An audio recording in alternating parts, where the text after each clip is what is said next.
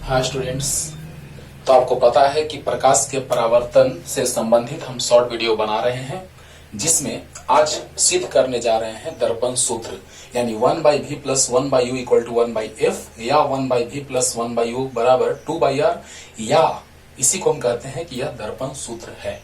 Okay, तो एक बात सुनने वाली ये है कि गोलीय दर्पण मतलब क्या, चाहे तो उत्तल दर्पण या अवतल दर्पण। तो जैसे ही हम बात करते हैं उत्तल दर्पण या अवतल दर्पण का, तो एक दर्पण में हम सिद्ध करने जा रहे हैं। जब प्रकाश का परावर्तन चैप्टर जब हम पढ़ाएंगे प्रकाश, वहां पे हम बात करेंगे डिटेल में, उत्तल के लिए भी सिद्ध करेंगे, अवतल के लिए भी सिद्ध करेंगे। लेकिन अभी शॉर्ट वीडियो चल रहा है जिसमें आपको पता है कि अभी हम एक दर्पण के लिए सिद्ध करेंगे और एक दर्पण के लिए आपको होमवर्क देंगे। ओके, तो आइए स्टार्ट करते हैं बच्चों। क्या है, प्रूव दैट, सिद्ध करें कि 1/v प्लस 1/u बराबर 1/f। बहुत इंपॉर्टेंट है आप लोग के लिए। और 1/v plus 1/u equal to 2/r वही चीज है। या गोलीय दर्पण के लिए दर्पण सूत्र सत्यापित करें। तो आइए स्टार्ट करते हैं, लिख लीजिए जल्दी से, जल्दी।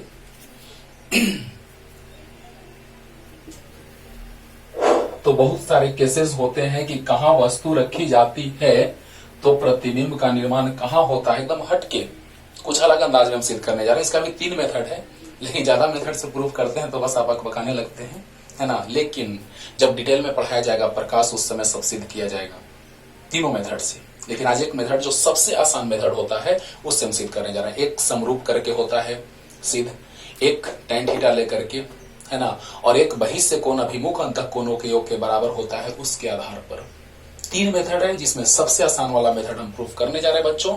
आप सुन लिए होंगे, तो चलिए स्टार्ट करते हैं।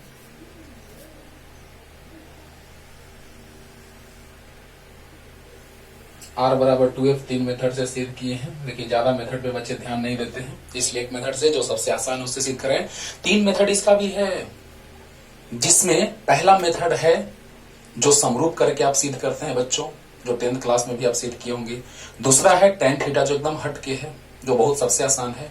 और तीसरा है जो बहिष्य कोण अभिमुख अंतः कोणों के योग के बराबर होता है ना। तो 3 मेथड है, लेकिन सबसे आसान मेथड से हम सिद्ध करने जा रहे हैं। आइए स्टार्ट करते हैं बच्चों। तो ये है अवतल दर्पण। चलिए अवतल दर्पण के लिए हम सिद्ध कर देते हैं, और उत्तल दर्पण के लिए आप लोग कर लीजिएगा बच्चों। ये ध्रुव है, ये फोकस है, और ये वक्रता केंद्र। बढ़िया, चलिए। हाँ, वस्तु जब अनंत पर हो तो प्रतिबिंब कहां बनता है, फोकस पर। जब अनंत और सी के बीच तो प्रतिबिंब सी और एफ के बीच। जब सी पर तो सी पर ही। जब सी और एफ के बीच तो अनंत और सी के बीच। और जब फोकस पर तो अनंत पर। और जब फोकस के अंदर तो दर्पण के पीछे। ओके, इतने सारे कंडीशन हैं। हाँ, ध्रुव पर तो ध्रुव पर ही, लेकिन मुख्य रूप से जो कंडीशन है उसमें सभी के लिए ये सूत्र अप्लीकेबल होता है, सभी के लिए यूज में ये सूत्र आता है बच्चों। तो आइए हम ऐसा एक फिगर बनाने जा रहे हैं, ऐसा केस लेने जा रहे हैं जिससे आसानी से सिद्ध करने में कोई टेंशन ना हो। तो जब हम वस्तु को अनंत और सी के बीच अगर रख देते हैं, ये मत सोचना कि सिर्फ अनंत और सी के लिए ही ये सूत्र सही है, नहीं, सभी स्थितियों के लिए। शॉर्ट में हम लास्ट में दिखा देंगे आपको, है ना। तो देखिए बच्चों, जब अनंत और सी के बीच वस्तु हो तो सबसे पहले क्या, प्रकाश की किरण जब आती है प्रधान अक्ष के समानांतर, तो क्या होता है बच्चों, प्रधान अक्ष के समानांतर प्रकाश की किरण आती है तो दर्पण से परावर्तन के बाद फोकस से गुजर जाती है। आराम से एकदम एक बार में सीख जाएंगे बच्चों, इसीलिए हम आराम से चल रहे हैं। प्रधान अक्ष के समानांतर चलती प्रकाश की किरण दर्पण से परावर्तन के बाद फोकस से होकर गुजर जाती है। और अगला बात क्या है बच्चों, तो अगला कहीं से गुजारिए, सी से गुजारेंगे तो बस। लेकिन अधिकतर जितना सारा हम प्रतिबिंब बनाएंगे उसमें आपको बतलाएंगे बच्चों कि प्रकाश की किरण को ध्रुव से गुजार दो एक ठोको और काम खत्म। क्योंकि जब प्रधान अक्ष के समांतर किरण जा रही है तो सबसे पहले केंद्र से लंब डाला जाता है, तब फिर फोकस से गुजरती है। तो ये बात हम पीछे बता चुके हैं बेसिक लेक्चर में, बेसिक मतलब शॉर्ट वीडियो में ही, जो प्रकाश का परावर्तन, एक प्लेलिस्ट बना हुआ है जिसमें आप आसानी से देख लेंगे सारा वीडियो। शॉर्ट वीडियो जो है प्रकाश के परावर्तन पर एक ही में है, जो 10th और 12th दोनों के लिए इंपॉर्टेंट है। अब चलिए बच्चों, अब हम ध्रुव से जब गुजारेंगे तो ध्रुव पर तो केंद्र से जाने वाली रेखा लंब है ही। अरे वाह, तो जैसे ही प्रकाश की किरण ध्रुव से जाएगी तो फिर आपतन कोण परावर्तन कोण के बराबर होगा।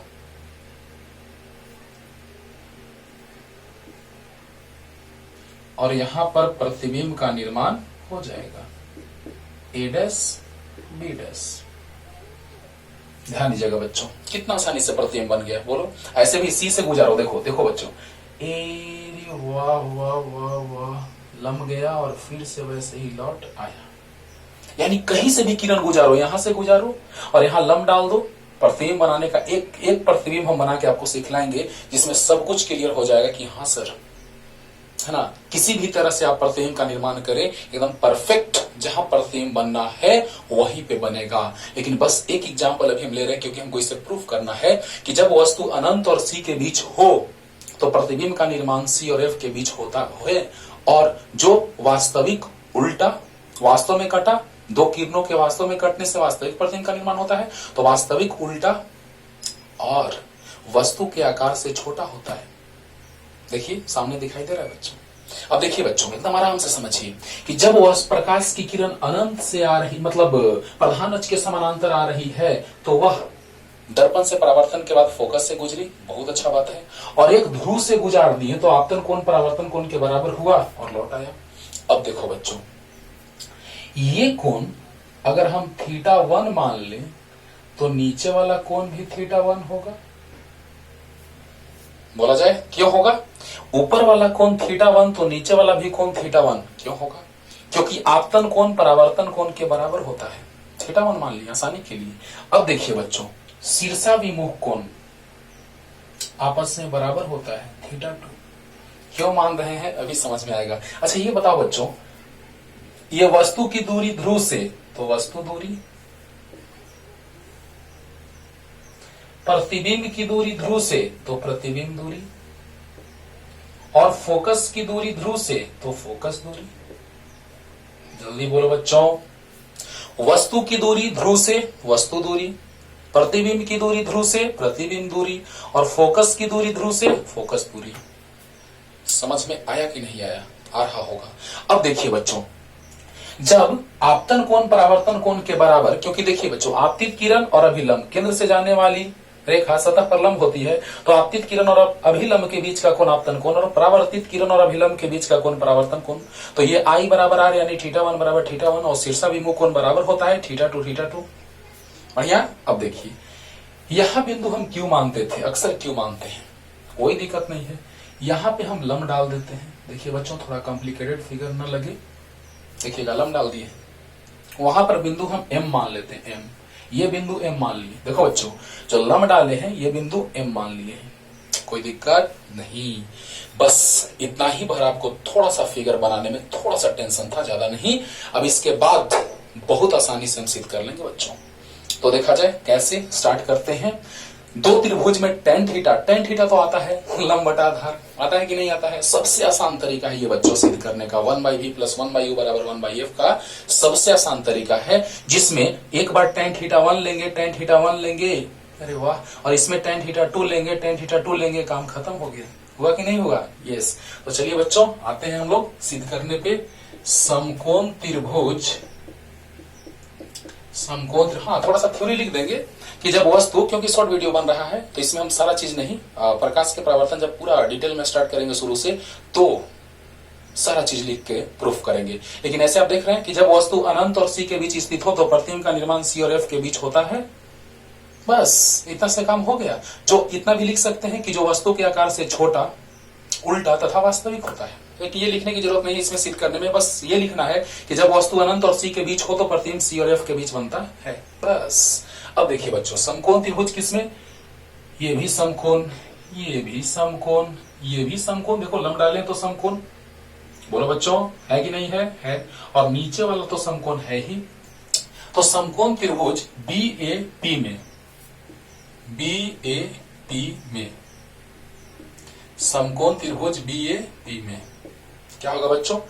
BAP में देखिए तो tan θ1 लंब बटा आधार, अरे वाह, tan θ1 बराबर लंब AB बटा आधार AP। क्या बात है, समझिएगा बच्चों, एक बार में तुरंत क्लियर करने जा रहे हैं, पहले ध्यान से सुना जाए। जब वस्तु अनंत और सी के बीच होगा तो प्रतिबिंब सी और एफ के बीच प्राप्त होगा। कैसे, है ना, फिगर जो बनाए हैं वो ध्रुव से गुजारेंगे। हम अक्सर जितना फिगर बनाएंगे उसमें ध्रुव से प्रकाश की किरण को गुजारेंगे, जिससे आसानी होगा। तो बताइए बच्चों, एक प्रधान अक्ष के समांतर तो फोकस से, और एक ध्रुव से तो बस जहां कटेगा वहां प्रतिबिंब का निर्माण होगा। वास्तव में कटा तो वास्तविक प्रतिबिंब। समझ में आ रहा होगा। अब देखिए बच्चों, tan θ1 इस त्रिभुज में लेंगे तो लंब बटा आधार, लंब AB और आधार AP, लंब AB आधार AP, तो tan θ1 का काम खत्म। अब देखिए पुनः समकोण त्रिभुज, समकोण त्रिभुज। अब देखिए बच्चों, tan θ1 ये वाला है, B' A' P में, B' A' P में। बोलिए बच्चों, इसमें भी tan θ1 लेके चल देते हैं, तो tan θ1 बराबर लंब A' B', tan θ तो आता है बच्चों लंब बटा आधार A' P, A' P। अब बताइए बच्चों, LHS बराबर तो RHS बराबर। बोलो जल्दी बोलो, एकदम आराम से, नो टेंशन, कोई जल्दीबाजी नहीं है। एक बार देखोगे 100% क्लियर। tan θ1 लंब बटा आधार AB बटा AP, tan θ1 लंब बटा आधार A' B' बटा A' P। वाह। अब LHS बराबर तो RHS बराबर, तो इसलिए AB बटा AP बराबर A' B' बटा A' P। अब बताइए बच्चों, इसको हम ऐसे लिख सकते हैं, AB बटा A' B' एक जैसा एक तरफ, और AP बटा A' P, समीकरण 1।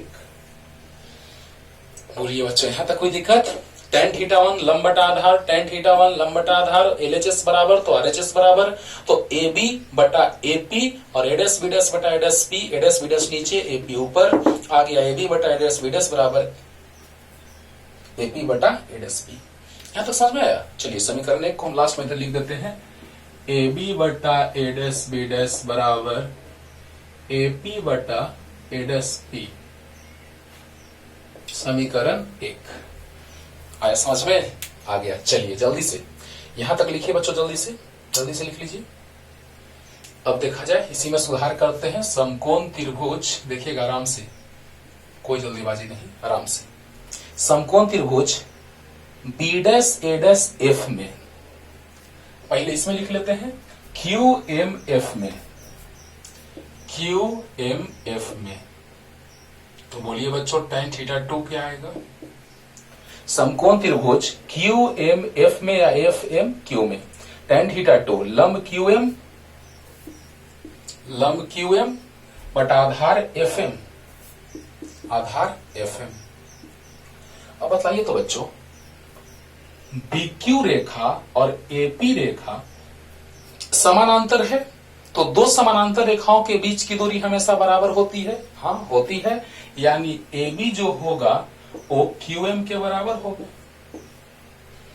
जल्दी बोलो, दो समानांतर रेखाओं के बीच की दूरी हमेशा बराबर होती है, इसलिए BQ जो होगा, BQ समानांतर है AP का, इसलिए AB जो होगा वो QM के बराबर होगा। अरे दो समानांतर रेखाओं के बीच की दूरी हमेशा बराबर होती है, तो AB जो होगा वो QM के बराबर होगा।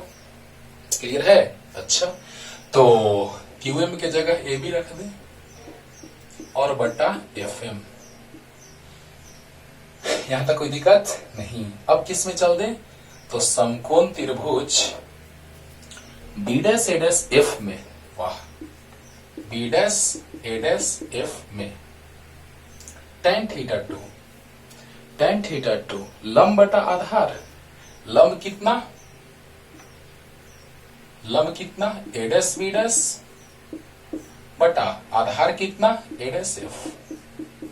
बोलिए जल्दी बोलिए बच्चों, क्लियर है कि नहीं है? tan θ2 लंब A' B' Aadhaar A' F। अब बतलाइए, फिर से वही बात, LHS बराबर तो RHS बराबर, यानी इसलिए AB बटा FM बराबर A' B' बटा ए डैश एफ। बोलिए बच्चों, एलएचएस बराबर तो आरएचएस बराबर ए बी बटा एफ एम और ए डैश बी डैश बटा ए डैश एफ। अब देखिए तो इसको लिख सकते हैं ए बी बटा ए डैश बी डैश बराबर एफ एम बटा ए डैश एफ, ए डैश एफ। अब देखिए बच्चों, एफ एम तो कुछ है नहीं, एफ पी कुछ है। अच्छा, याद है पीछे जो हम वीडियो अपलोड किए हैं, शॉर्ट वीडियो, जिसे हम समझा चुके हैं बच्चों कि दर्पण जो है गोलीय दर्पण, वो जब लगभग सीधी हो जाती है तो बिंदु क्यू पी पे आ जाता है।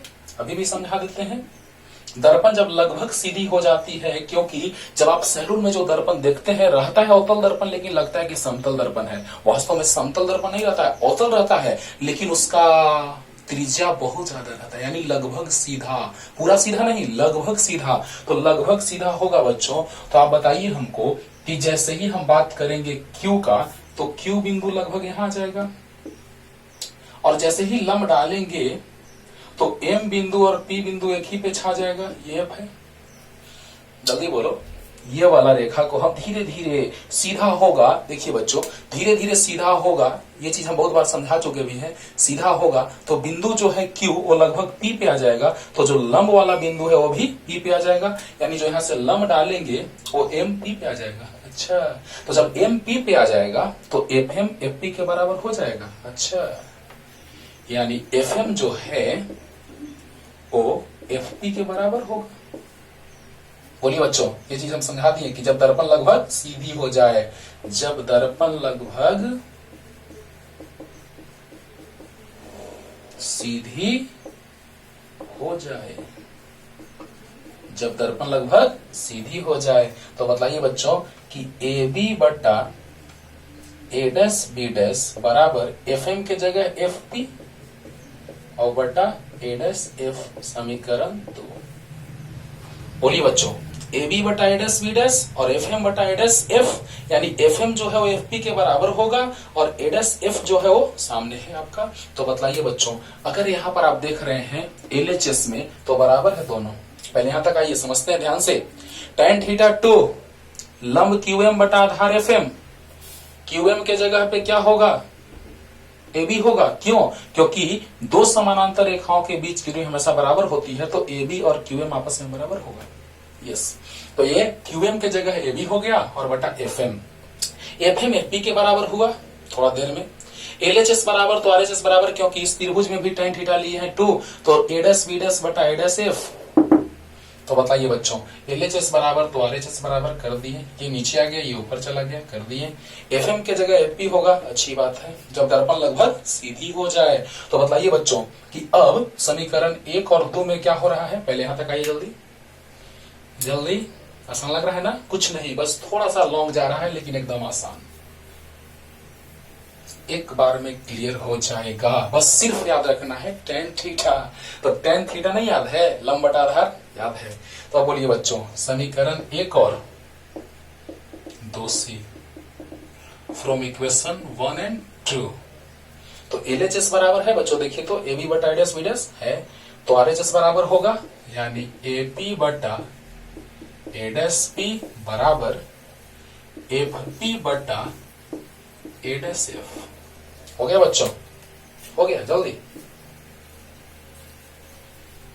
अब देखो बच्चों, जरा देखते हैं अब चित्र में थोड़ा। हाँ, याद होगा, ध्रुव के बाईं ओर की दूरी ऋणात्मक, दाईं ओर की दूरी धनात्मक, ऊपर धनात्मक नीचे ऋणात्मक मानी जाती है। इसलिए मानी जाती है कि पता चले कि बाईं ओर है वस्तु या प्रतिबिंब की दाईं ओर। तो ध्रुव के बाईं ओर ऋणात्मक, दाईं ओर धनात्मक। लेकिन सबसे पहले हम चेक कर लेते हैं कि सब चीज सटीक बैठ रहा है कि नहीं बैठ रहा है। जैसे ए पी है वस्तु दूरी, सही है। ए डैश पी प्रतिबिंब दूरी, ये भी सही है। एफ पी फोकस दूरी, वाह रे वाह, सही है। लेकिन ए डैश एफ कुछ नहीं है, ए डैश एफ कुछ नहीं है। तो ए डैश एफ को लिखने के लिए बच्चों सोचो कि इस पूरे में से इसको घटा दोगे तो आ जाएगा, ये आ जाएगा। देखो, ए डैश पी में से पहले इसको लिख लेते हैं, ए पी बटा ए डैश पी बराबर एफ पी, तो एफ पी है फोकस दूरी।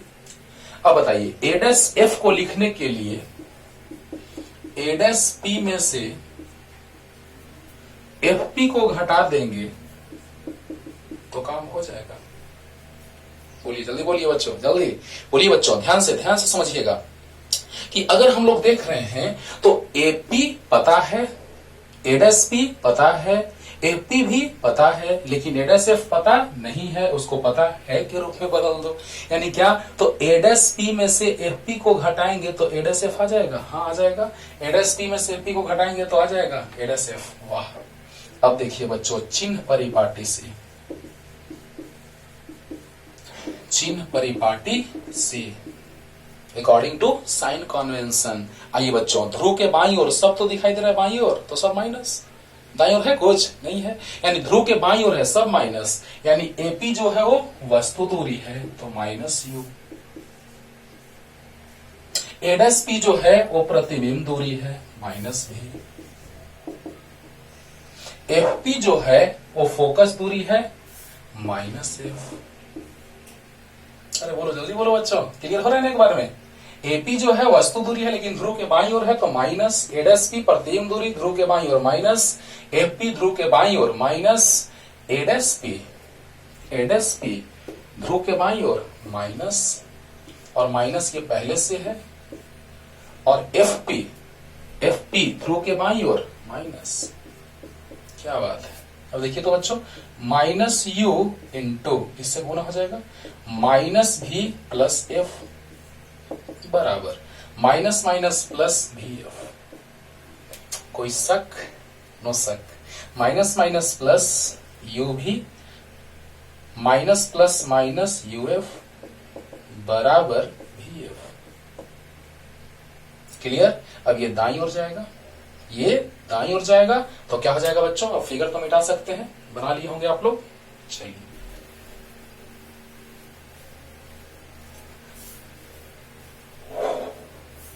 बस एक बार देखना ना, 100% क्लियर होगा। अब देखो बच्चों, ये राइट साइड जाएगा तो UV बराबर UF प्लस में हो जाएगा प्लस VF। हम लोग को लाना है नीचे एक एक ठो UVF और ऊपर दो ठो है, यानी 3 से भाग देना होगा, यानी UVF से दोनों में भाग देना होगा, दोनों तरफ। बोलिए। अच्छा, कट गया तो आ गया क्या, 1/V प्लस 1/U बराबर 1/F। प्रूव्ड। आ गया बच्चों। और याद है आपको, R बराबर होता है 2F, तो F बराबर होता है R/2। एक और सूत्र लिखे थे, ध्यान दीजिएगा, 1/V प्लस 1/U बराबर 1/F, F R/2। तो 2 पर चला जाएगा तो 1/V प्लस 1/U बराबर 2/R। प्रूव्ड। क्लियर। यानी 1/V प्लस 1/U बराबर 1/F, यानी 1/V प्लस 1/U बराबर 2/R, एक ही बात है। क्लियर हुआ होगा तो अच्छे से पढ़ते रहिए, आगे शॉर्ट और भी वीडियो लाते रहेंगे। टाटा।